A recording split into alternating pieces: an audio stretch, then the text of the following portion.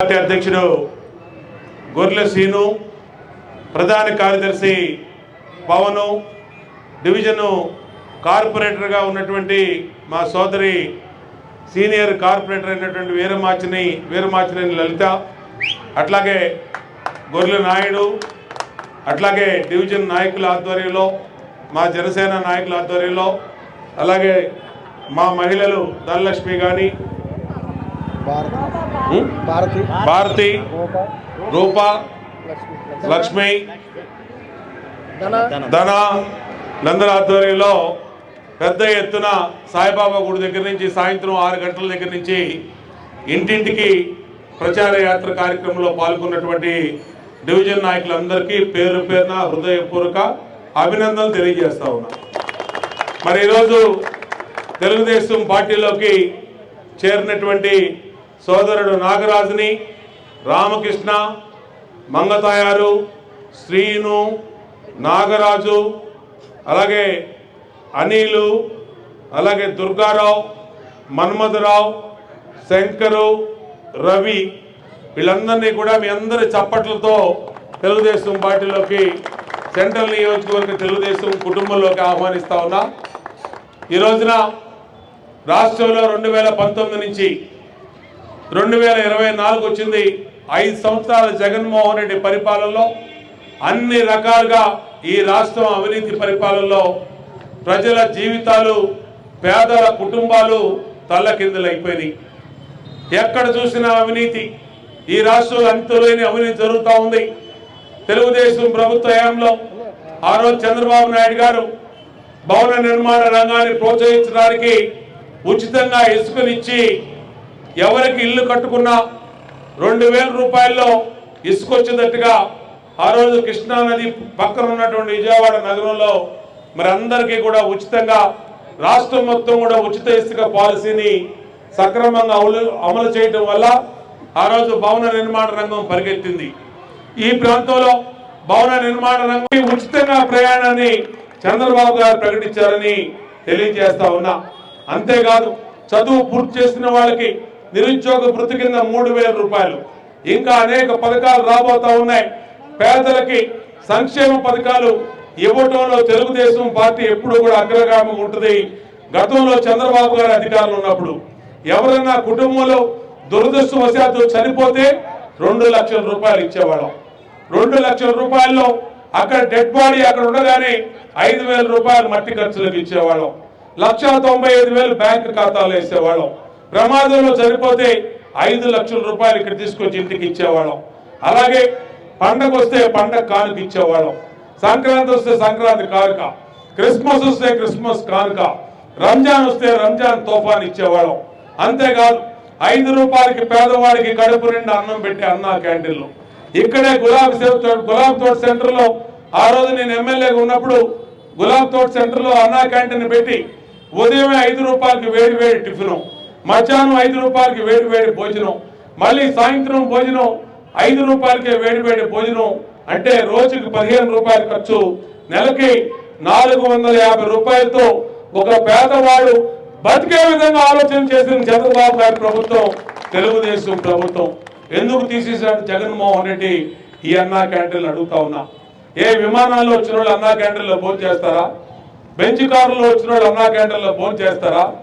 భవన నిర్మాణ కార్మికులు, లేదంటే పేద మహిళలు, పేద రోజువారీ పనులకు వెళ్లే వాళ్ళు ఆకలేసినప్పుడు తినే అన్నా క్యాంటీన్ని ఈ జగన్మోహన్ రెడ్డి వచ్చి పేదల పొట్ట కొట్టినట్టుగా అన్నా క్యాంటీన్లు తీసేశాడు. అంతేకాదు డ్వాక్రా మహిళలకి పసుపు కుంకుమ కింద 1,00,000 రూపాయలు ఇచ్చేవాళ్ళం, అది కూడా తీసేశాడు. ఇవాళ జగన్మోహన్ రెడ్డి పెట్టిన పథకాలు ఇప్పుడే పాదయాత్రలో మనవాళ్ళందరూ ఆడవాళ్ళందరూ చెప్పారు. అనేక మంది మా పింఛన్లు తీసేశాడండి, మాకు 30 గజాలు ఇల్లు ఉందని, ఒక రేషన్ కార్డులో ఇద్దరున్నామని, ఇంకొక విధంగా ఇన్కమ్ ట్యాక్స్ ఉందని, మా అబ్బాయికి 2 వీలర్ మోటార్ సైకిల్ ఉందని, మా అల్లుడికి ఇంకొకటి ఉందని, ఇలాగ అనేక పనికిమాల కారణాలు చెప్పి పథకాలని తీసేశాడని చెప్పి ఇవాళ మన భానునగర్ వాసులంతా చెప్తా ఉంటే బాధగా ఉంది. అలాగే ఇక్కడ గతంలో శాసనసభ్యుడిగా ఉన్నప్పుడు దీనికి చాలా మందికి ఈ మెయిన్ రోడ్ లో ఉన్న వాళ్ళకి రిజిస్ట్రేషన్ సదుపాయం ఆ రోజు కల్పించా. రిజిస్ట్రేషన్ చేయించా. తర్వాత కూడా నేను చెప్పా, ఎవరైతే రిజిస్ట్రేషన్ చేయించుకుంటా అన్నారో నా దగ్గరికి రండమ్మా, అందరికీ రిజిస్ట్రేషన్ చేయిస్తానని ఆ రోజు చెప్పా. మా కిషోరు మన కార్పొరేటర్గా గెలిచినాక కిషోరు లలిత కూడా చెప్పారు. కానీ చాలా మంది రాలా. ఇప్పుడు ఇంటి దగ్గరికి వెళ్తే మా రిజిస్ట్రేషన్ చేయించండి అని అడుగుతా ఉన్నారు. మళ్ళా నేను భానునగర్ సెంటర్ నుంచి అందరికీ కూడా మాటిస్తా ఉన్నా, మీ ఇళ్ల రిజిస్ట్రేషన్లు చేపించే బాధ్యత మీ కుటుంబ సభ్యుడిగా బోండా ఉమానే తీసుకుంటాడు.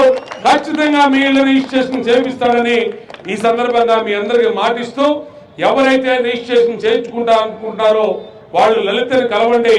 లలిత పేర్లు రాసుకొని లలిత ఫోన్ చేసి నా దగ్గరికి పంపిస్తుంది. నేనే ఆ బాధ్యత తీసుకొని ఖచ్చితంగా చేస్తా. మీ ఇంటి ముందు వచ్చినప్పుడు మమ్మల్ని చూసినప్పుడు గుర్తొచ్చి మీరు అడగటం కాదు, చేయించుకోవాలని చిత్తశుద్ధి మీకుంటే, ఆ డబ్బులు రెడీగా ఉంటే మీరు రండి, చేయించే బాధ్యత మీ కుటుంబ సభ్యుడిగా ఈ నియోజకవర్గ ఇన్ఛార్జిగా బోండా ఉమా తీసుకుంటాడు.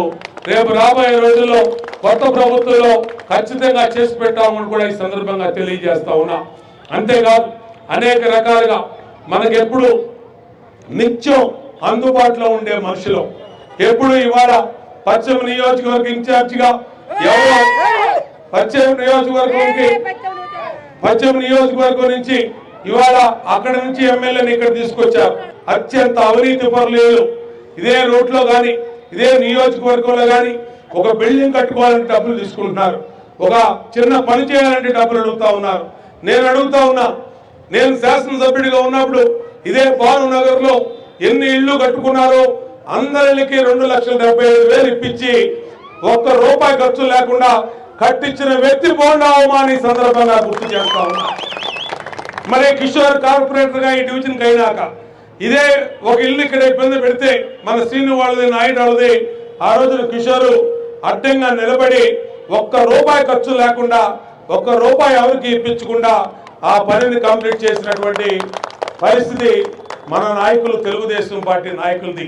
అవినీతి అంటే మనకు అర్థం తెలీదు. ఎవరి దగ్గర డబ్బులు తీసుకోం, చేతిలో ఉంటే మన డబ్బులే ఖర్చు పెడతాం, లేదంటే ఆ పని చేసి పెడతాం తప్పితే ఎవరిని ఏమీ ఆశించం. ఇవాళ అంతులేని అవినీతి జరుగుతుంది నియోజకవర్గంలో కానీ రాష్ట్రంలో కానీ. ఇవాళ జగన్మోహన్ రెడ్డి అధికారంలోకి వచ్చినాక తెలుగుదేశం హయాంలో ఇప్పుడే అన్నయ్య వచ్చాడు, ఒక క్వార్టర్ వేసుకున్నాం, 90 వేసుకున్నాం, వచ్చాడు ఇప్పుడు ఇక్కడికి. ఇవాళ తెలుగుదేశం హయాంలో ఆ రోజున మద్యం పాలసీని బ్రహ్మాండంగా పాలసీ పెట్టి ఏ బ్రాండ్ కావాలంటే ఆ బ్రాండ్, ఏ బ్రాండ్ కావాలన్నా 50 రూపాయలకు క్వార్టర్ బాటిల్ వచ్చేది. ఇవాళ ఎక్కడికి వెళ్ళినా క్వార్టర్ ఎంత ఉన్నాయా? 300 రూపాయలు తీసుకున్నారు. ఇప్పుడే అన్నయ్య బాధపడి మరి పని చేస్తేనేమో వచ్చేది 600 కూలి, సంవత్సరానికి 66,000 నీకు ఎక్కువ అవుద్ది, 66,000 నీకు ఎక్కువే అవుతుంది. ఎందుకంటే ఒక క్వార్టర్ అంటే 300, నెలకు వచ్చేటప్పటికి 9,000, సంవత్సరానికి వచ్చేటప్పటికి 1,08,000 లెక్క అది. మళ్ళీ ఆదివారం మళ్ళీ డబల్ క్వార్టర్ వేసాడంటే మళ్ళీ అది పెరుగుద్ది. మళ్ళీ ఇంట్లో కోడి కూర, నాటుకోడి, గీటి కోడి తెచ్చుకొని ఏదైనా అప్పో తెచ్చుకొని కూర వండుకున్నామంటే 2వ క్వార్టర్ పడుద్ది. 2వ క్వార్టర్ పడితే మళ్ళీ ఖర్చు పెరుగుద్ది. ఈ విధంగా ప్రజల రక్తాన్ని జలగల్లాగా పీలుస్తా ఉన్నాడు ఈ జగన్మోహన్ రెడ్డి. ఇతన్ని ఇంటికి పంపించాల్సిన అవసరం ఆసన్నమైందని కూడా మీకు తెలియజేస్తా ఉన్నా. నా గురించి మీకు ప్రత్యేకంగా తెలియజేయాల్సిన అవసరం లేదు. గతంలో నేను శాసనసభ్యుడిగా ఉన్నప్పుడు ఆకుల రామం ఏ విధంగా ఉండేవాడు, ఆకుల రామం మరి చిన్న వయసులోనే మనకి దూరం అయిపోయినా, అతను చనిపోయినా ఏ రోజు కూడా ఆకుల రామం మనకి ముందు ఇలా ఉందన్న నాకు ఆరోగ్య సమస్య అంటే ఆ రోజు బతికించుకునేవాళ్ళం, ఎంతైనా సరే చేసి ఆ మనిషిని బతికించుకునేవాళ్ళం. ఇవాళ మన మధ్య ఉండేవాడు, కానీ వాడు ఏ రోజు కూడా నాకు ఏ అనారోగ్యం లేదన్నానే ఉండేవాడు. ఎప్పుడు ఎవరికి చెప్పుకునేవాడు కాదు. గబక్కన సడన్ గా హాస్పిటల్లోకి వెళ్ళి ఆ రోజు విజయ హాస్పిటల్లో చనిపోతే భానునగరే కాదు మొత్తం విజయవాడలో ఉన్నటువంటి అందరూ కూడా మొత్తం జన సముద్రం అయిపోయింది భానునగరు. ఆ రోజు అంతిమ యాత్ర చేయడానికి. చనిపోయిన భాను మన ఆకుల రాముకి ఆ రోజు కుటుంబం అండగా ఉన్నాం. భార్యకి ఇల్లు ఇచ్చాం, అలాగే పిల్లలకి 6 లక్షల రూపాయల డబ్బులు డిపాజిట్ చేశాం. అన్ని రకాలుగా కూడా ఆకుల రాముకు అండగా ఉన్న ఒక అన్నగా బోండా ఉమానే బాధ్యత తీసుకొని అన్ని చేశాడనే విషయాన్ని ఈ సందర్భంగా గుర్తు చేస్తా ఉన్నా, మిమ్మల్ని కూడా కోరుతా ఉన్నా. కాబట్టి అందరూ కూడా రేపు రాబోయే 40 రోజులు ఎన్నికలు ఉన్నాయి. ఈ ఎన్నికలు మనందరి భవిష్యత్తు కోసం, మన రాష్ట్ర భవిష్యత్తు కోసం, మన పిల్లల భవిష్యత్తు కోసం జరగబోయే ఎన్నికలు. మళ్ళా ఈ రాష్ట్రంలో పవన్ కళ్యాణ్ గారు, చంద్రబాబు నాయుడు గారు అధికారం రావాలి, మనకి మేలు జరగాలి, తెలుగుదేశం జనసేనకు రావాలి. అందరూ కూడా ఈ నియోజకవర్గంలో మీ అందరూ కూడా తెలుగుదేశం సైకిల్ గుర్తుకే ఓటేయాలని మీ అందరికీ తెలియజేసుకుంటూ మీ అందరి దగ్గర హృదయపూర్వకంగా అభినందనలు తెలియజేస్తూ సెలవు తీసుకుంటాం.